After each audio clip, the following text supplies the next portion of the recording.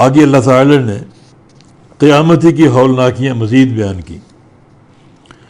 یوم تمور السماء مورا،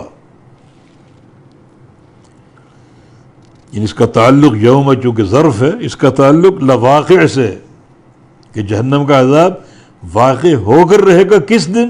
اس دن تمور السماء مورا، جب آسمان مضطرب ہوں گے اور حرکت کریں گے. آج آسمان بالکل ساکت اور جامد ہیں، آپ کو نظر آ رہے ہیں.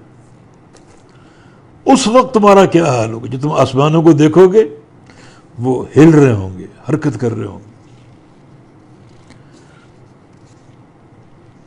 تو آسمانوں میں ایک لرزہ طاری ہوگا، اور لرزہ تم دیکھو گے، ان کا ہلنا تم دیکھو گے. جو اس کا نظام ہے سارا مختل ہو جائے گا.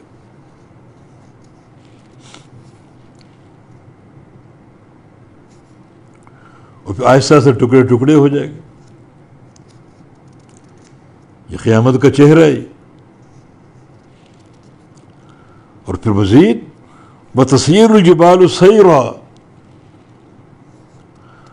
اور پہاڑ بھی چلیں گے چلنا.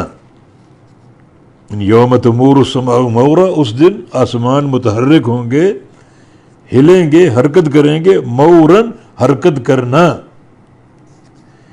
یہ مضمون کی تاکید ہے.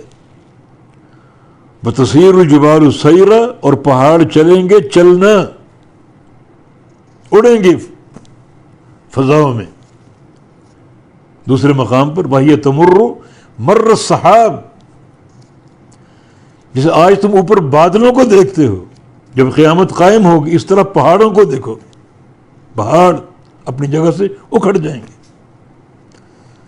اور یہ زمین ہموار ہو جائے گی. سب اونچ نیچ ختم ہو جائے گی. نہ کوئی گہرائی ہوگی جیسے سمندر کا پانی، وہاں یقیناً گہرائی ہوتی، اور نہ اونچائی جیسے پہاڑ بھی ختم، سمندر بھی ختم، اور یہ زمین بالکل ایک برابر سطح پر آ جائے گی. تو یہ منظر دیکھ سکو گے.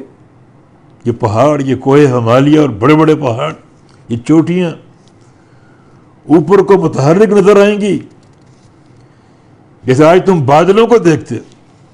بھئی یہ تمر مر السحاب، یہ پہاڑ اوپر جو ہیں وہ پھر رہے ہیں، چل رہے ہیں بادلوں کی طرح.